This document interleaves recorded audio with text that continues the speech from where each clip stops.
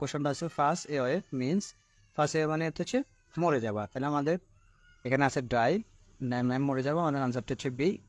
Then the idea food of with, তাহলে এটা food of with হচ্ছে সহ্য করাটা, তাহলে আমাদের সহ্য করা গেছে কি টলারেট, বি নাম্বারটা। হোয়াইল লিভিং ইন প্রপার্টি মানে দরিদ্র অবস্থায় থাকার সময় দ্য পয়েট হ্যাড টু কি করেছিলেন, সহ্য করেছিলেন, ফুড অফ উইথ সহ্য করেছিলেন এই গ্রেট ডেল অফ সাফারিং, প্রচুর পরিমাণে ভোগান্তি, তাহলে আমাদের আনসারটা হচ্ছে বি নাম্বারটা।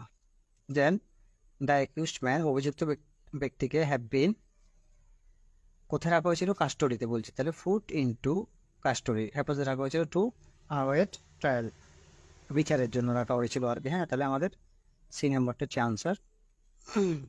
দেন ফুড অফ উইথ মিনস হচ্ছে সহ্য করা। হ্যাঁ, তো তাহলে আমরা টলারেটটা খুঁজে বের করবো, টলারেট, আমাদের আনসারটা হচ্ছে সি নাম্বারটা হচ্ছে আমাদের answer. Then don't food dash, don't food আমাদের until tomorrow what you can do today, মানে এটা অর্থটা হচ্ছে আজকে যেটা করতে পারবা সেটা আগামীকালকের জন্য ফেলে রাখবা না, মানে আজকে যা করার তা করার কথা বলতেছে, মানে সেটা যেন আগামী দিনের জন্য ফেলে রাখা না হয়। তাহলে আমাদের ফেলে রাখা ইংরেজি কি, ফুট অফ, ফেলে রাখা, খুলে রাখা, দুইটা অর্থ ব্যবহার হবে, ফেলে রাখা বা খুলে রাখা, তাহলে এখানে হচ্ছে ফেলে রাখা অর্থ ব্যবহার হবে ফুট অফ, দুই নাম্বারটা। হ্যাঁ, দেন আমাদের dash your shoes before entering the mosque, মসজিদ ঢোকার পূর্বে জোতা খুলে রাখা, তাহলে এখন খুলে রাখা অর্থে ব্যবহার হচ্ছে, হ্যাঁ, ফুট অফ, সি নাম্বারটা।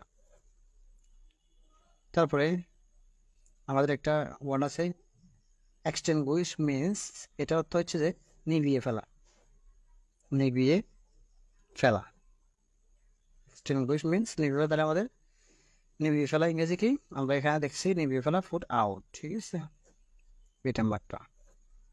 দেন আমাদের একটা কোশ্চেন, ফুট আউট শব্দটি বাংলা অর্থ কি, এটা হচ্ছে নিভিয়ে ফেলা, তো আমাদের এটার আনসার হচ্ছে বি নাম্বারটা।